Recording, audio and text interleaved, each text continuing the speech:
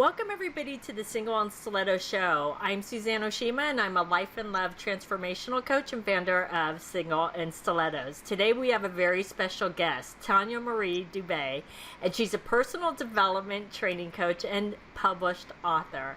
And today we are talking about thriving after divorce. And I love this topic because all too often I've seen where some of my clients feel like once they go through a divorce, it's like, oh God, this is so horrible.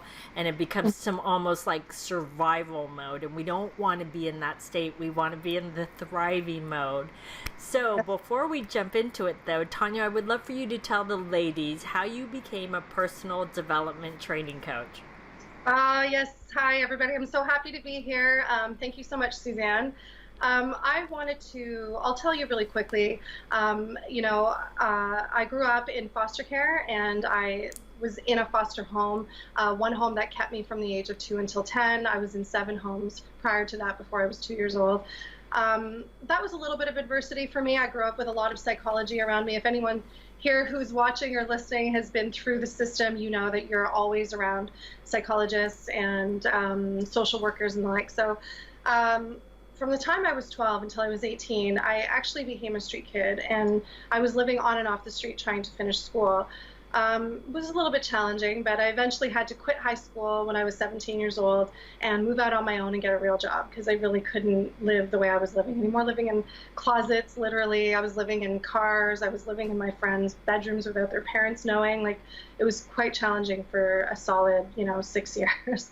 I will tell you this, though. On my exit interview out of my high school, my guidance counselor gave me this entry-level university textbook on Psychology 101, and I was able to, eventually, I of course pushed it away at 17. I was like, I'm not reading this.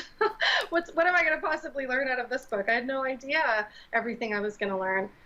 From reading this book, it's the thing that set me on a path of becoming a life coach at the ripe young age of 17 years old. Because if anybody knows about the law of attraction, what it is that you're manifesting and you're thinking about the most, you're drawing into your life. So this was it. People were coming to me out of the woodwork, everything I was reading, I was drawing it into my life, and I was able to then help. So I've been coaching now for 26 years, and this is how now I'm a personal development training coach. Awesome. You were a coach before everybody else was. Trading. I wasn't bartering for money. It was like food and trading for things like this. But yeah, it's been a long time. You were a survivor, but now you're thriving, right?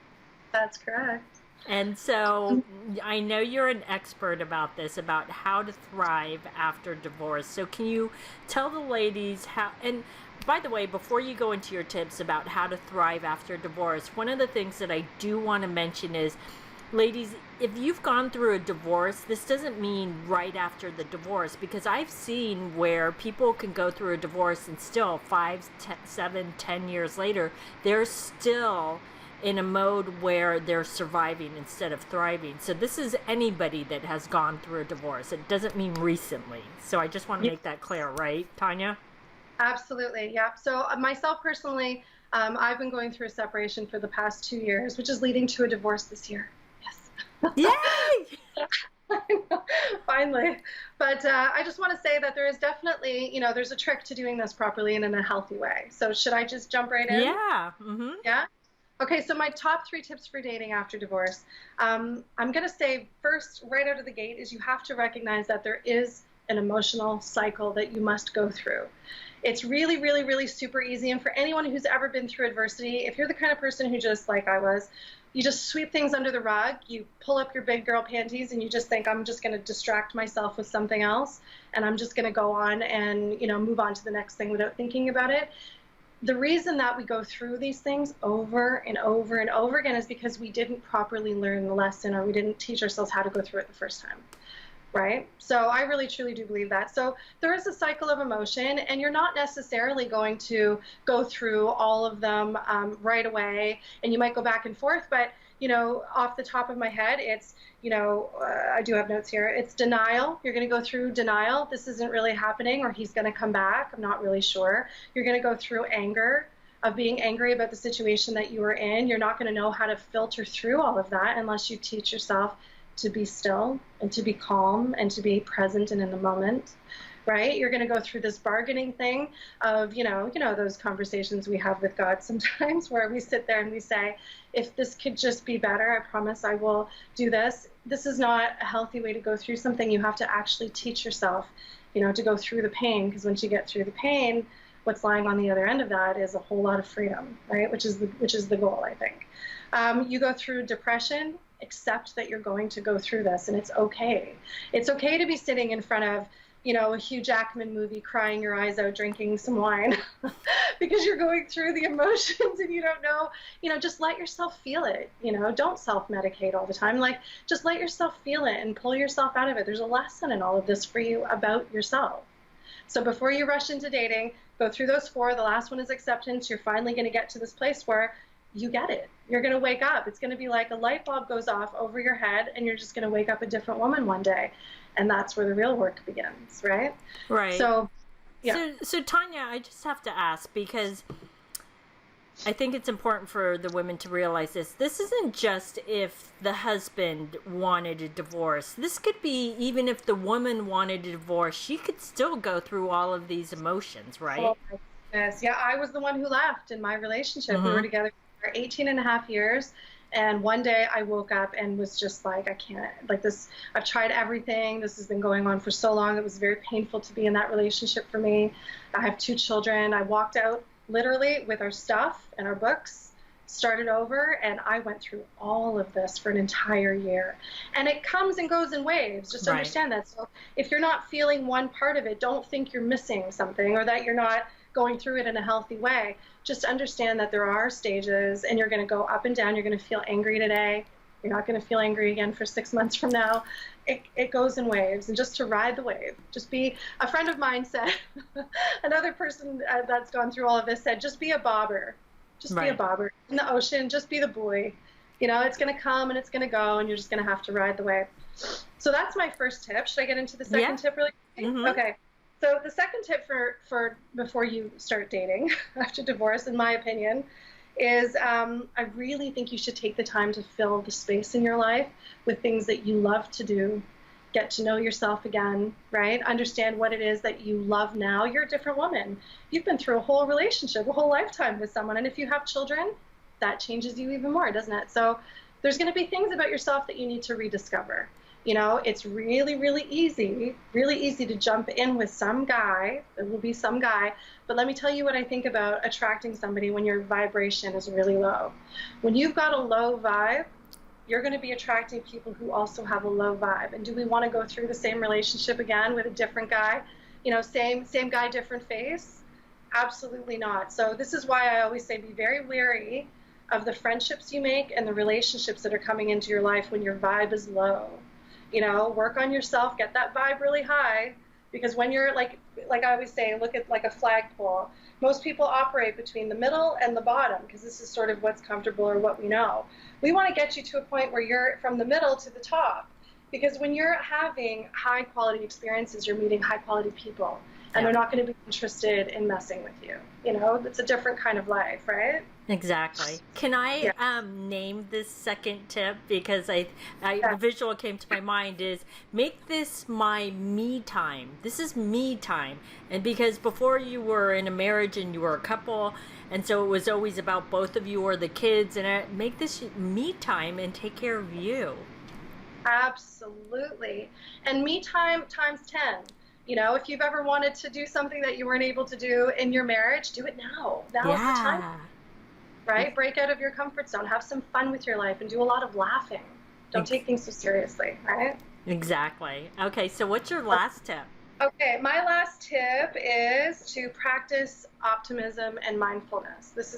For me, this is really big. So before I'm going to be attracting anybody into my life, I have to make sure that I know how to be optimistic about my life.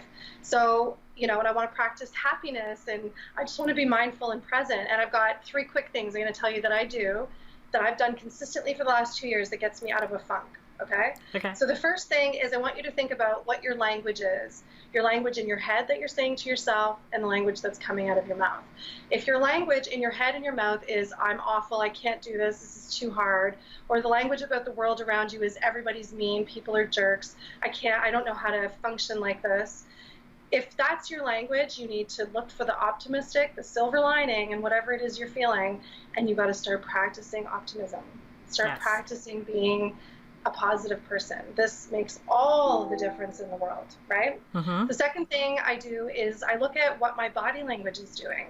So when I'm feeling, in a funk and I'm not really sure what to do, or I'm feeling lonely, or I'm feeling abandoned, all of these really negative kind of feelings, my shoulders tend to kind of go in, and my hands are kind of like down, like in between my thighs maybe, and my head's low, and I'm just feeling bad. When I notice something like that is happening to me, for me, if I put on Motown music and I get up and I start dancing, that's good for me. Or I start to sing or anything like that. Do something that gets you out of this space. So if anybody's ever heard of the Superman pose, where you puff out your chest and you put your hands on your sides and you look up, just stand like that. It sounds silly, but just stand like that, looking outside, and it actually does give you a little bit of, revitalization. So that's what I do. That's the second tip. The third tip inside of all of this is, where is my focus? If my focus is on how negative the situation is, especially because you're still going to be going through your divorce while you're trying to think about dating and changing your life. So where's my focus? Is my focus on how awful my marriage was, or how awful and scary these lawyer letters are, or, all of the things that go with going through a divorce? My focus is not in the right place. My focus should be on something healthy. My focus should be on someone else who might need me. My focus should be on something bigger than my situation. So those are my three things. I call that the triad of emotion. Check that out. It helps you get out of any funk you're in, I promise. I love that you said that, because it's so important, because it's so easy to go spiral downward and go down that path of negativity, and you have to pull yourself out. No one else is going to do it. And yes, it's very sad, it's horrible when these things happen, but you have to be self-aware and know how to pull yourself out, right? That's the first thing. You have to. No one's going to do it for you. You're right. Awesome. Well, these have been some awesome tips. So Tanya, I know you have a free gift for the ladies, so can you tell them about it? I do. I have this amazing free gift that I put together. So I've been dealing with teaching women how to get through divorce and separation now for a little while. I put together this free webinar. It's going to be an hour long, a free training. It's called The 5 Things That Can Destroy Your Chances of Rebuilding Your Life After Divorce. I firmly, firmly, firmly believe that you have everything inside of you to get you from where you are now to where you want to be. So I've said this, a few times. Freedom is the goal. Freedom from the emotional entrapment, and freedom from the fear of the future, not knowing what's going on, learning how to date, all of that stuff. So I'm going to be going through these 5 tips. Suzanne's going to put the webinar link and the dates below for you, and I hope to see everybody there. Awesome. So everybody, if you would like Tanya's free gift, just click on the link below the video. And if you're listening to the podcast, just go look for Tanya's interview on my website, singleonstilettos.com. So thanks everybody for joining us on the Single on Stilettos show. Our show is available both in video format and podcast format. If you'd like to view the videos, you can go to singleonstilettos.com, and if you'd like to get the podcast, you can download it from iTunes. And if you would like to get our free gift, the Secrets About Men video series, you can click right here on the video, or you can go to singleonstilettos.com.